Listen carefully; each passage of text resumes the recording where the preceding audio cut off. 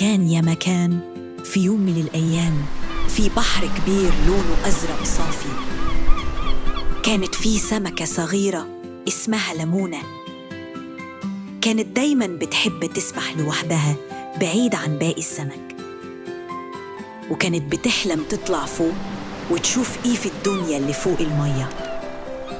مامة لمونة كانت دايماً تقول لها: خليكي قريبة يا بنتي، البحر واسع ومليان مخاطر خصوصاً فوق.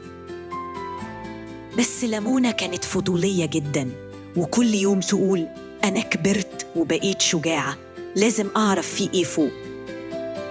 وفي يوم استجمعت شجاعتها وطلعت لفوق لحد ما وصلت سطح المية.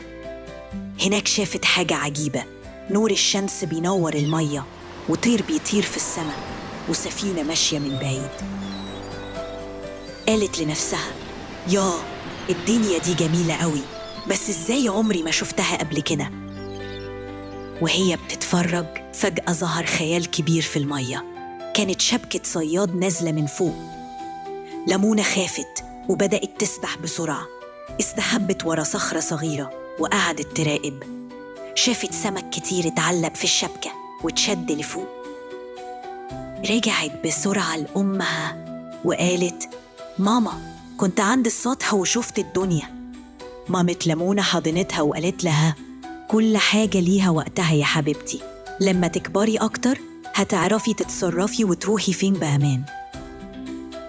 من ساعتها بقت لمونة تسبح حوالين بيتها، ولكن عقلها مليان أحلام وفضول، ومستنية اليوم اللي هتكون فيه كبيرة تكتشف فيه الدنيا من غير ما تخاطر. وتوتة خلصت الحدوتة.